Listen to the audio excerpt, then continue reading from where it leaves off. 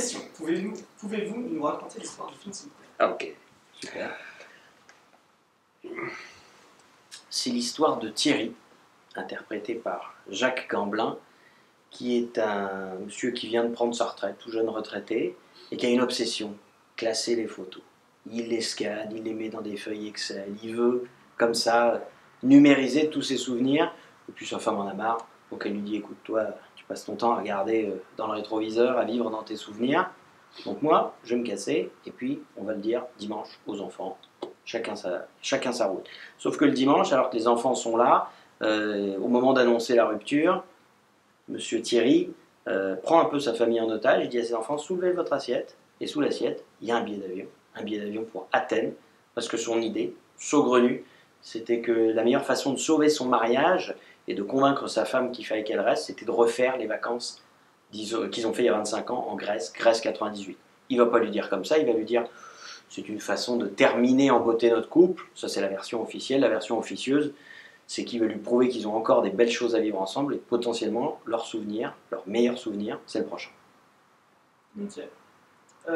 Du coup, comme vous dites, c'est les vacances Grèce 98. Pourquoi avoir choisi ce pays et pas un autre? Il fallait que ce soit un peu... Moi j'avais des souvenirs, je suis allé taper un peu dans mes banques de souvenirs, j'avais des vacances très méditerranéennes, j'avais envie de faire un film lumineux, de soleil, et puis j'aimais bien aussi l'idée qu'en Grèce il y a des choses qui ne changent pas, l'Acropole, le temple d'Aphaïa, on a tourné sur l'île d'Égine, et d'un autre côté il y a des choses qui changent tout le temps énormément, et c'est un peu la métaphore du film, c'est-à-dire que le personnage qui est interprété par Jacques Gamblin, sur les photos, l'arrière-plan ne change pas, mais les gens qui sont dessus, eux, changent, et lui il s'en est pas rendu compte. Donc il y avait, et puis en plus c'est un pays sublime, j'avais envie de faire une comédie drôle, d'abord drôle, et si en plus elle pouvait être belle, c'était tout bonus. Et en l'occurrence, avec Philippe Guilbert, mon chef-op, il a fait des images de la Grèce sublimes, donc ça permet d'emmener les spectateurs 1h30 en voyage en Grèce. D'accord. D'ailleurs, Jacques, est-ce que vous pouvez me parler de votre personnage, s'il vous plaît? Alors, une partie a déjà été un peu énoncée. Le type est un peu obsessionnel, il vient de prendre sa retraite, il classe ses photos. Bon, et cette idée, il l'a tout seul, c'est pas la meilleure, mais lui, il pense que c'est sans doute la meilleure et il fonce droit dans le tas et il arrive à convaincre tout le monde et tout le monde suit. Donc les deux enfants, le fils, la fille, voilà, c'est symétrique, 2 hommes, 2 femmes, et de reproduire ses vacances, mais vraiment à l'identique, avec le témoignage de l'album photo d'il y a 20 ans. Alors, c'est une idée bizarre, mais c'est ce qui m'a plu, c'est justement tu dis, une très belle idée de cinéma, et je me dis, alors si on arrive à faire croire à ça, alors on peut aller très loin.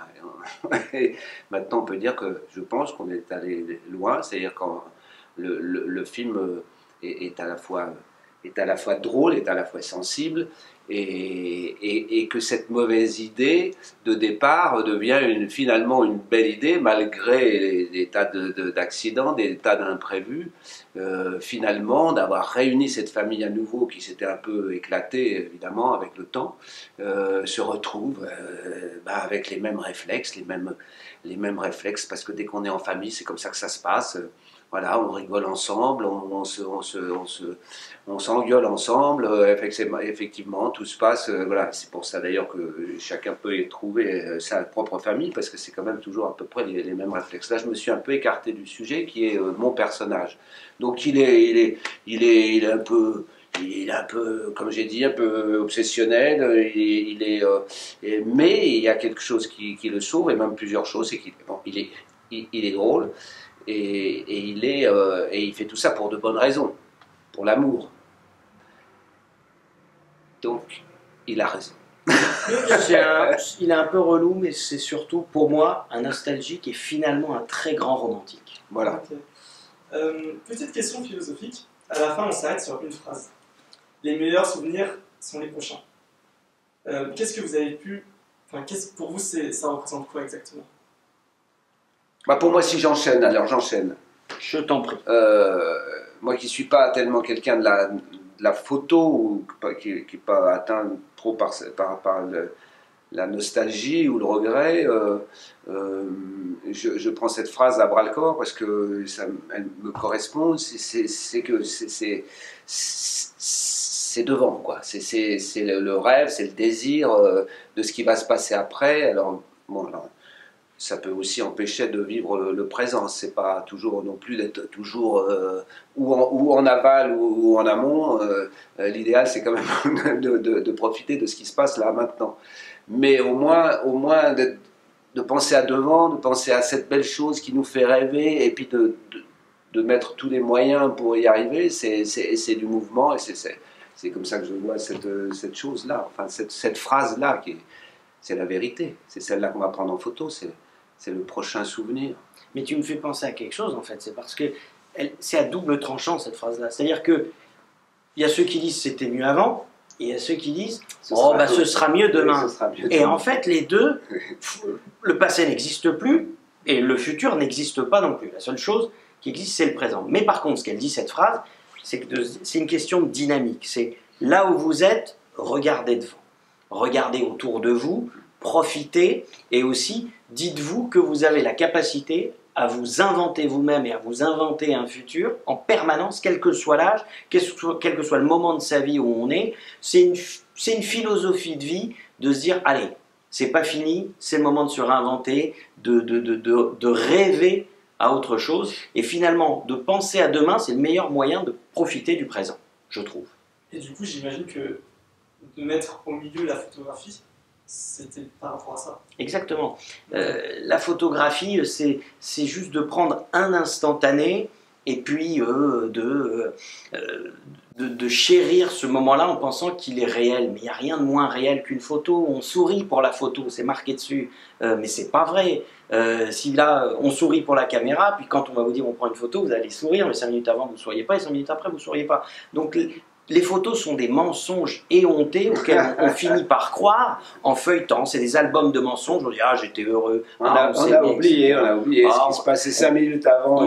On a oublié. Et le cinéma aussi, c'est ça. Un scénario, c'est le rêve d'un film. Et puis à partir du moment où le film est fait, ça devient des souvenirs. Donc le cinéma, c'est transformer des rêves en souvenirs. Et c'est pour ça que moi, je me suis approprié cette philosophie-là, et je me suis dit, le seul moment où les deux se rencontrent, c'est le tournage.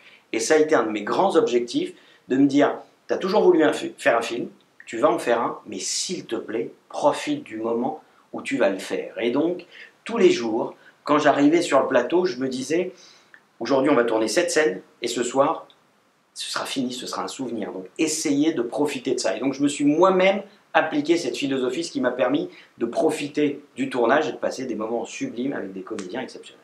Et d'ailleurs, en parlant du tournage, vous étiez vous étiez au milieu de professionnels avec beaucoup d'expérience. Ouais. Et vous, c'est la première fois que vous êtes réalisateur. Ouais. Vous avez ressenti quoi exactement? J'ai eu très peur. Très peur, surtout le premier jour. En fait, c'est exactement ce que vous dites. C'est-à-dire que le premier jour, vous arrivez, vous êtes réalisateur, vous êtes le patron, et vous êtes matériellement la personne qui a le moins d'expérience sur le plateau. Maquillage, coiffure, décor, chef-op, premier assistant, comédien, j'en parle même pas, tout le monde avait fait des films et pas n'importe quel film. Et vous arrivez, puis c'est à vous de dire action. Et alors, premier tour de manivelle, façon de parler, mais première action c'était à 8h, je me suis réveillé à 6h, entre 6h et 8h, j'étais comme ça, j'ai été rejoint dans ma chambre par mon producteur Anthony Lancret, dont c'est le premier film en tant que producteur, on a été accompagné par Clément Miseret et Mathieu Varter qui ont déjà fait beaucoup de films. Mais Anthony et moi, c'était notre premier film. Entre 6 et 8, on a chacun, je vais dire, prié nos dieux et espéré pour le meilleur. Et à partir du moment où j'ai dit action, j'ai senti tellement, le mot est galvaudé, c'est un peu une peau de banane, mais de bienveillance de mon équipe, où j'ai dit, le voyage va peut-être être compliqué, c'est peut-être moi le capitaine, mais j'ai un putain d'équipage, j'ai un putain de bateau, donc là, on va pouvoir aller au bout du monde. Et je peux dire que il nous a tous épatés, voilà. Ah oui, parce que c'était incroyable comment...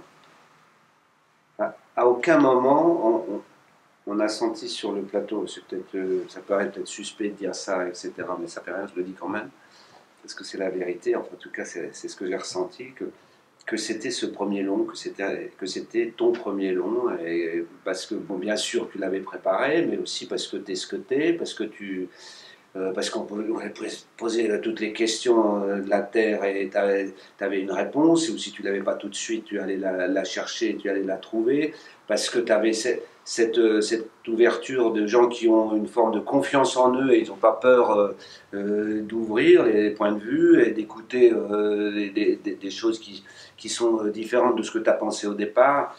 Et ça témoigne d'une confiance très très forte et qui laisse de la place et qui ne s'enferme pas dans tout ce que tu as prévu de faire. Et ça, c'était vraiment assez admirable. Je suis content que ça ne soit pas vu que j'avais peur. Parce que j'avais peur.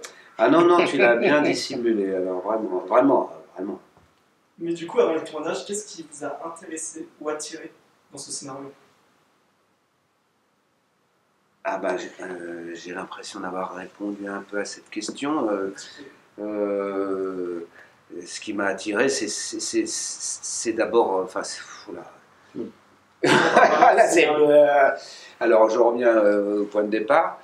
Ce qui m'attire, c'est l'idée de ce personnage de proposer de faire ses vacances, que je trouve une idée complètement saugrenue, je l'ai dit tout à l'heure. Ce qui m'a attiré, c'est le rire que ça a provoqué à la lecture du scénario, c'est que je trouvais extrêmement bien ficelé, le scénario d'une grande efficacité, parce qu'il y a tout ce qu'on a dit. Il y a la comédie, il y a le sentiment, et puis il y a les moments où tout explose sur une scène et qui vient exactement au bon moment pour continuer que le film avance.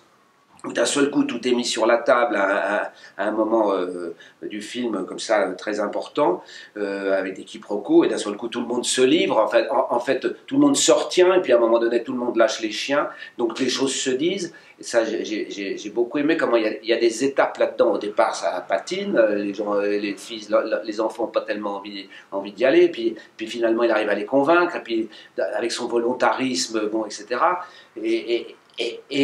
Et quand je vois le film maintenant, le montage est fait aussi qu'à chaque fois, on est surpris par ce qui arrive, on ne s'y attend pas, c'est extrêmement rythmé, mais j'ai envie de dire, enfin, contre-rythmé aussi, quoi. On est pris à l'envers, et par le rire, et par la tendresse aussi, sans arrêt, et on arrive au bout du film de waouh, oui. Oui, c'est bien fait. Et ça sera toujours moi. C'est bon? Ah bah nickel. Merci beaucoup, les gars. Merci.